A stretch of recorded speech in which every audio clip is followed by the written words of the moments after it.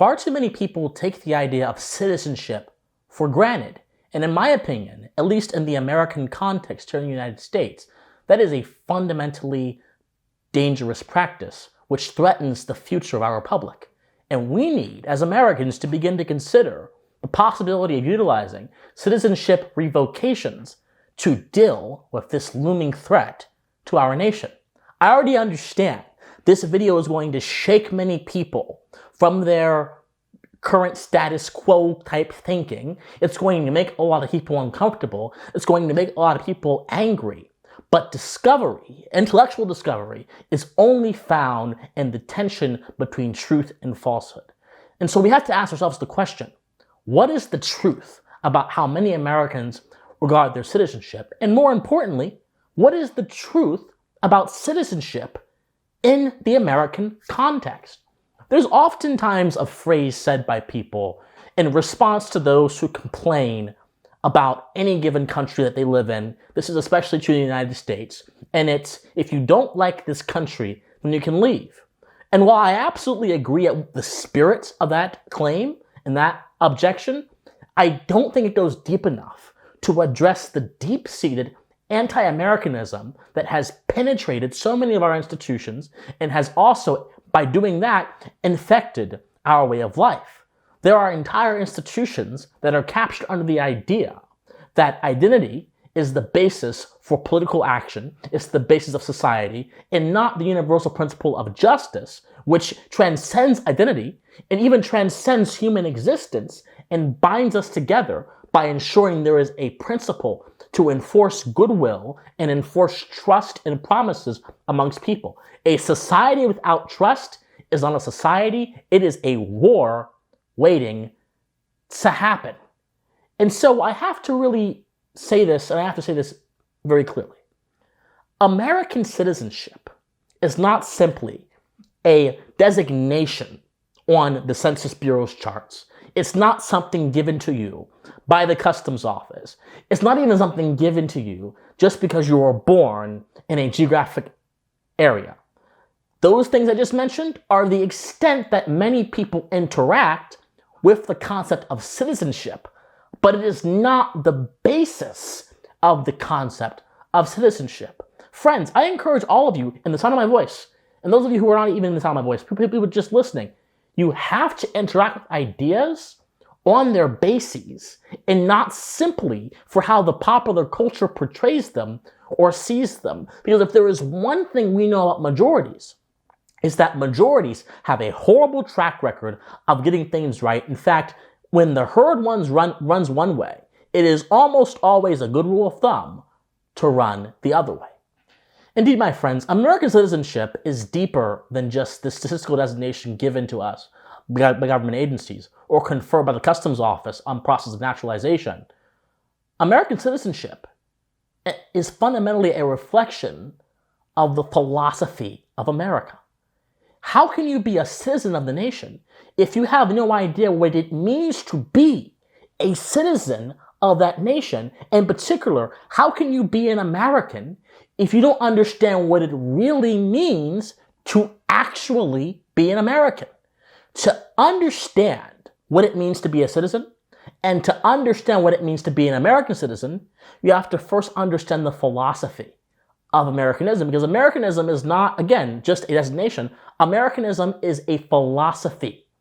It's a system of values that holds on to objective principles from which everything else, our system of government, our way of life, our way of understanding society, our way of analyzing the world flows. It's not just a political philosophy, it's a social philosophy too. It's an all-encompassing philosophy of life. And this is what so many Americans don't understand. The philosophy of Americanism values several principles in the context of, first, objective reality. It values natural law. You don't get the Declaration of Independence or the Bill of Rights without first a system that says there are principles in nature that we can deduce with human reason to apply to our politics and apply to our society. There is an objective truth. There is a right and there is a wrong. But there also is certain ways society works that we have to respect if we want society to remain in existence. There are ethics that are objective that you have to conduct yourself by if you want to be able to live a sensible and a morally responsible life. These are things that are all implicated in this idea of natural law that was talked about by John Locke, and before him, Grotius and Pufendorf and Lord Kane and the Scottish Enlightenment. This rich idea that reality is intelligible, that we can know reality, we can know truth, is the bedrock core foundation of the philosophy of Americanism. So you have natural law as the basis of Americanism. You have a reason as a value.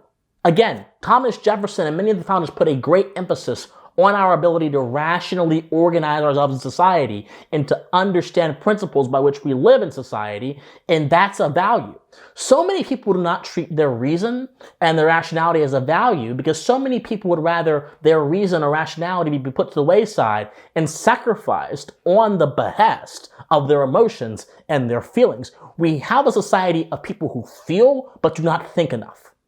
Number 3, popular sovereignty. The idea that, again, you can have in the system of a republic people who give their legitimacy, give their consent to the ways government is happening, which leads to the next one, consent of the governed. Americanism is based on consent. If you don't have consent in any moral context, I don't care what morality you subscribe to, if your morality does not consider consent, you don't consider free will.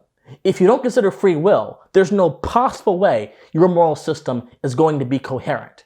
Because if individuals don't have control over their behavior, and how can they be responsible for their behavior? It doesn't logically follow.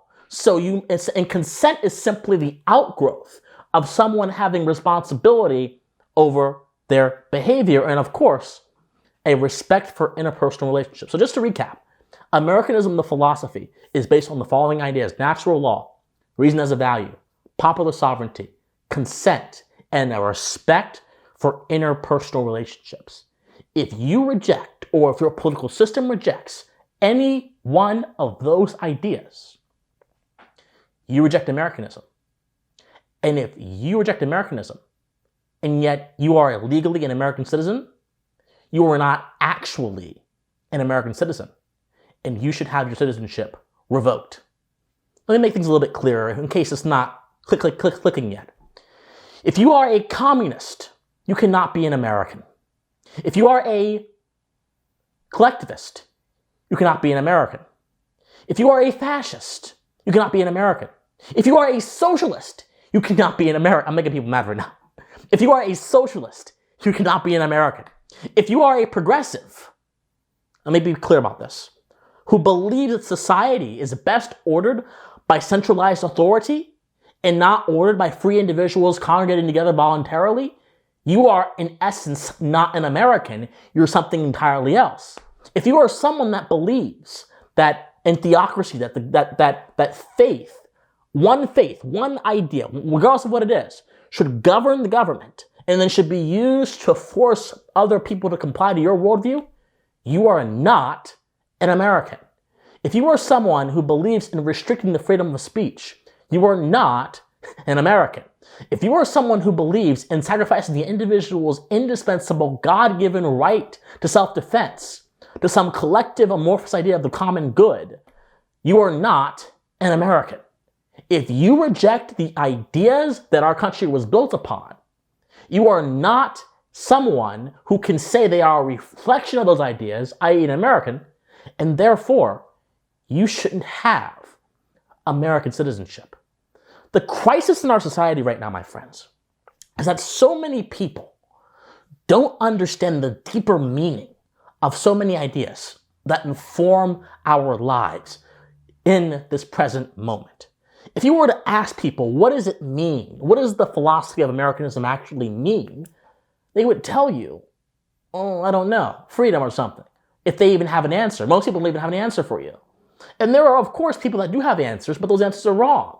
If they tell you that being an American is about realizing the ideas that the founders didn't have at the time, realizing equality and justice for all by using government force to make certain groups poorer and while making certain groups richer, which is basically what the lie of equity is, they have a misconception of what it means to be an American. Being an American believes you affirm those core set of values, universal, not bound to class, not bound to status, not bound to race, not bound to sexuality, not bound to any temporal thing, but tied up in the universal. And then you use those things to inform your behavior, to inform your perception of the world, to inform your beliefs about political order, and you stand on that tradition. Every American is an inheritor, wittingly or unwittingly, of the American intellectual tradition put into motion by our founding fathers. But there is never a serious conversation about this tradition.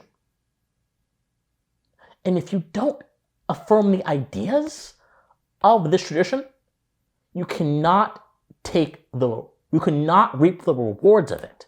And the rewards of the ideas of this unique nation, greatest nation on earth, is citizenship. Now, I can already anticipate the replies. Are you saying that we have to all agree to be Americans? No. If you look at the founders, the Federalists and the Anti-Federalists were two different factions during the formation of our country, the formation of our Constitution. These are two different factions who had entirely different temperaments. The Anti-Federalists wanted there to be decentralization and local control. The Federalists wanted there to be centralization and more powerful federal control. But on the baseline principles, there was an understanding. There was a commonality of values that united them, but on the details and the specific positions of their agendas, there was wild disagreement. And that made the Constitution so much better. That made the American experiment so much better. And that disagreement actually allowed us to flourish as a nation and to keep flourishing to this very day. Freedom of speech and dissension of thought and all those things are the fires that continue to forge our republic. So no, we don't all have to think the same. There's room for disagreement, but there is absolutely not room to reject the very values that brought our nation into existence in the first place, and then to pretend to benefit from those values. That is not only illogical, it's unjust. You don't have the right to citizenship. Citizenship is not a right. It is a privilege conferred upon you, either by birth or by naturalization, but it ought to be a privilege that means something. Because if just anyone can have citizenship, regardless of how they feel about our nation, then citizenship has become nothing more than a commodity, a status sticker that people can continue to use while they degrade what it actually means to be a citizen. We live in an age of ignorance, and one of the ways to escape this age of ignorance is to put our money where our mouth is and to ensure that citizenship in this nation actually means something beyond simply being something that you have or that you are. No, citizenship in the American context means something so much deeper. It means you are the product of a philosophical tradition that challenged the realities of our time in a way that no one at that time did, and risked everything while doing so, and ended up paying massive dividends to the future generations who were able to now innovate to achieve human flourishing at such great a level. If you don't believe in those things, very well, go to Europe. Go to old world Europe, where you still can get arrested for saying certain things that the government doesn't like, and you can't defend yourself with a gun. Go to Europe, where, there is still emphasis on royalty and status as opposed to contract and consent. That's fine. Go anywhere else. But in these United States, we need to continue to stand on principle. And the only way we can really do so is by affirming the truth of what it actually means to affirm the philosophy of Americanism. In my opinion, every adult should take a test, not only a civics test, but a philosophy test that tests their values.